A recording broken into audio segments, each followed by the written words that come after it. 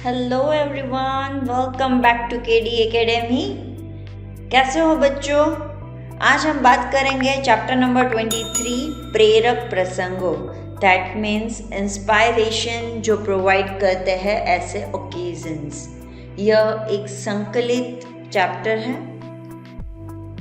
जीवननी सुगंध અહીં મુકાયેલા 3 પ્રસંગો પ્રેરણાદાયક છે।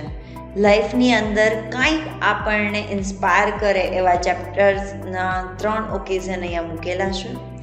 થોડાકમાં ઘણું બધું કહી જતા આવા પ્રસંગો ઉત્તમ નાગરિકના નિર્માણમાં અને એ જ રીતે સમાજ ઘડતરમાં અત્યંત ઉપયોગી નીવડે છે। અહીંયા જે પ્રસંગ મૂકેલા છે તે એકદમ શોર્ટમાં છે। જે સારા સિટીઝન્સ હોય છે એને લાઈફની અંદર યા તો સોસાયટીમાં કઈ રીતે બિલ્ડઅપ થવાનું છે એના માટે ઇમ્પોર્ટન્ટ છે। પ્રથમ પ્રસંગમાં સામાન્ય લોખંડના ટુકડાને જેવો ઘાટ આપીએ તેવું તેનું મૂલ્ય ઉપજે છે। એટલે કે આયરનનો જે પીસ છે એ એકનો એક જ છે, પણ જે રીતે એને આપણે ઘાટ આપીએ છીએ, આકાર આપીએ છીએ, એ રીતે તેના અલગ અલગ ભાવ, તેની અલગ અલગ વેલ્યુ છે એ પ્રોડ્યુસ થાય છે। સામગ્રી તો એ જ છે, ઘડતર મૂલ્ય વધારે છે કે આપણે એને કેવી રીતે ડેવલપ કરીએ છીએ એનાથી એની વેલ્યુ વધે છે। તેમજ માણસનું પણ યોગ્ય ઘડતર થાય તો માનવીનું સર્વાંગી વિકાસ થઈ શકે છે। સર્વાંગી એટલે ઓવરઓલ ડેવલપમેન્ટ, વિકાસ એટલે ડેવલપમેન્ટ।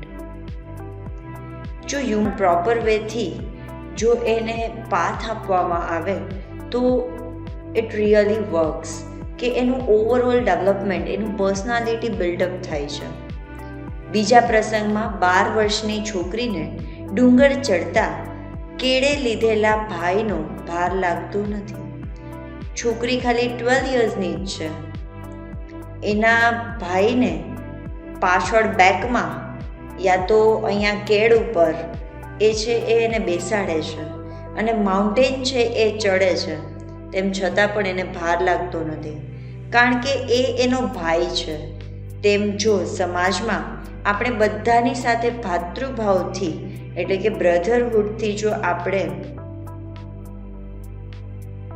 એકબીજા સાથે ભાઈચારાથી, ભાતૃભાવથી જો વર્તીએ એટલે કે એવી રીતે આપણે બિહેવ કરીએ તો કોઈનો એ ભાર આપણને લાગતો નથી। નવી દુનિયા બનાવવા માટે આ ભાવ ખૂબ સરસ છે। ત્રીજા પ્રસંગમાં ફળની કે વળતરની અપેક્ષા વિના પ્રેમથી કરાતા કર્મનો મહિમા વ્યક્ત થયો છે કે આપણે છે એ ઘણી વખત છે એ વિચારીએ છીએ કે આજે મેં આટલું કામ કર્યું છે તો મને એની એટલી તો કિંમત મળશે જ, પણ આપણે કામ કર્યા રાખવાનું છે, ફળની આશા રાખવાની નથી। એ વાતને અહીં દર્શાવેલ છે। 20 વર્ષ સુધી કરેલી નમાજો પછી આકાશવાણી થાય છે કે ખુદાના દરબારમાં તારી એક પણ નમાજ મંજૂર થઈ નથી, છતાં નમાજી એટલે કે જે નમાજ પઢનાર છે તે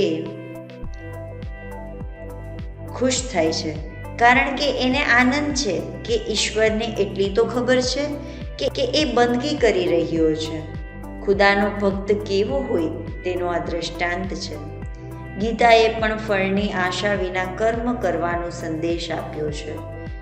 આપણી ભગવદ્ ગીતા છે જે કૃષ્ણ ભગવાન દ્વારા લખાયેલી છે તેમાં પણ કહેલ છે કે કાર્ય કર, ફળની આશા રાખ નહીં।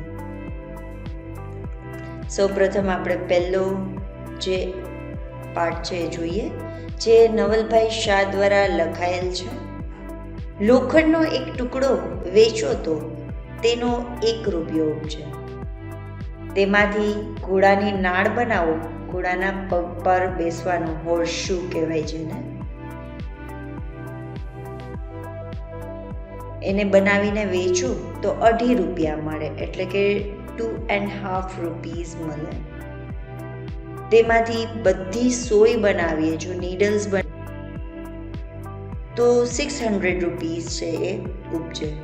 અને નાળ કે સોયને બદલે ઘડિયાળની ઝીણી ઝીણી કમાન એટલે કે જે સાવ સ્મોલ એના હેન્ડ્સ હોય છે વોચના, એ બનાવીએ તો 50,000 રૂપીસ છે એ ઉપજે. લોખંડ તો એનું એ જ છે અને એટલું જ છે, પણ તેનું ઘડતર કેવી રીતે કરું છું તેનું મૂલ્ય એ પ્રમાણે આલેખાય છે. માણસ વિશે પણ આ જ રીતે કહી શકાય કે માણસ કઈ રીતે કેળવણી લે છે, કઈ રીતે તેનું ઘડતર થાય છે, તે રીતે સમાજમાં રિપ્રેઝેન્ટ થાય છે. સેકન્ડ ઓકેઝન જોઈએ આપણે. ડુંગરનું ચઢાણ આકરું હતું. ચઢાણ એટલે કે ક્લાઇમ્બ કરવું અઘરું હતું.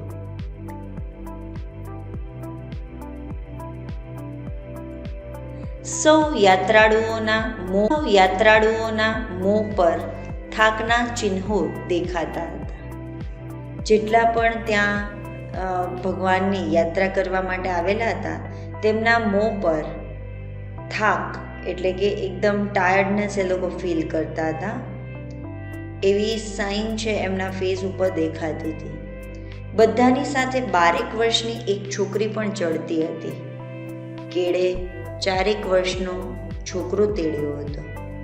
કોઈને દયા આવી એટલે પૂછ્યું, અલી, આ છોકરાને તેડીને ચડે છેડ, તે તને ભાર નથી લાગતો કે તું આ આટલા નાનકડા છોકરાને લઈને, તું પણ આટલી નાની છો અને આ માઉન્ટેન ક્લાઇમ્બ કરે છે, તને થાક નથી લાગતો, તને હેવી નથી લાગતો? છોકરીએ જવાબ આપ્યો, ના રે, ભાર શાનો, એ તો મારો ભાઈ છે. દરેકને ભાઈ સમજીએ તો કોઈનો ભાર ન લાગે. કે લાઈફની અંદર જો બધાની સાથે આપણે એઝ અ ફેમિલી બિહેવ કરીએ તો આપણને કોઈથી આપણને ચિંતા થતી નથી કે ભાર લાગતો નથી. ત્યાર પછી થર્ડ ઓકેઝન. એક ફકીર 20 વર્ષથી નિયમિતપણે એટલે કે ડેઈલી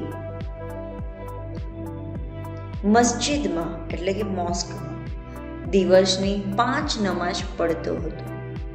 તે જે જગ્યાએ નમાઝ અદા કરતો હતો એટલી જગ્યામાં એના હાથના અને પગના નિશાન પડી ગયેલા. 20મું વર્ષ અને સાંજની છેલ્લી નમાઝ જ્યારે તે અદા કરતો હતો ત્યારે આકાશવાણી થઈ, હે ફકીર, તું 20 વર્ષથી એક જ જગ્યાએ રોજ 5 નમાઝ અદા કરે છે, પણ ખુદાના દરબારમાં તારી એક પણ નમાઝ મંજૂર થઈ નથી. એટલે ત્યાં જે ફકીર નમાઝ પડતો હતો 20 વર્ષ સુધી એક જ જગ્યા ઉપર, કે હવે એના હાથ અને પગના પણ નિશાન પડી ગયા છે, કારણ કે 20 વર્ષ અને ડેઈલી 5 વાર નમાઝ પડતો હતો. ત્યારે આકાશવાણી થાય છે આકાશમાંથી કે તું આટલી નમાઝ અદા કરે છે છતાં પણ ભગવાનના દરબારમાં, ખુદાના દરબારમાં તારી એક પણ નમાઝ મંજૂર નથી થઈ. આ સાંભળીને ફકીર તો આખી મસ્જિદમાં નાચવા લાગ્યો, પાગલ બની ગયો. એક મૌલવી બાજુમાં ઊભેલો હતો. અરે બેવકૂફ, તારે તો રડવું જોઈએ, તું નાચે છે કેમ? 20 વર્ષથી તું નમાઝ પડે છે અને ખુદાએ તારી એકેય નમાઝ કબૂલી નથી, તો તારે આંસુડા પાડવા જોઈએ અને તું હસે છે. એટલે બાજુમાં જે મસ્જિદની અંદર કામ કરતા હોય એ મૌલવીએ કહ્યું કે અરે બેવકૂફ, તને અક્કલ નથી? તારે તો રોવું જોઈએ, તું નાચે છે કેમ? 20 વર્ષથી તું નમાઝ પડે છે, ખુદાએ તારી એકેય નમાઝ કબૂલી નથી, તારે તો આંસુડા પાડવા જોઈએ, તો તું હસે છે શા માટે? ફકીરે જવાબમાં કહ્યું, આજે તો મારું જીવન ધન્ય થઈ ગયું. મારી બંદગી કબૂલ થાય કે ન થાય એની કોને પરવા છે, પરંતુ ખુદાને એટલી ખબર તો છે જ કે હું નમાઝ પડી રહ્યો છું. મારે માટે તો એટલું બસ છે. ફળ મળે કે ન મળે એની શી જરૂર હોય છે? આ ખુદાને એટલી ખબર હોવી જોઈએ કે ખુદા, અમને તારી સાથે મોહબ્બત છે, એટલે બંદગી સફળ. આપણે ભગવાનને છે એ પ્રેમ, ચાહ હોવી જોઈએ ભગવાનને પામવા માટે, બસ એટલે આપણે જે પણ કાંઈ વંદના કરીએ છીએ, જે કાંઈ પ્રાર્થના કરીએ છીએ, એ તમામ સફળ થઈ ગઈ કહેવાય.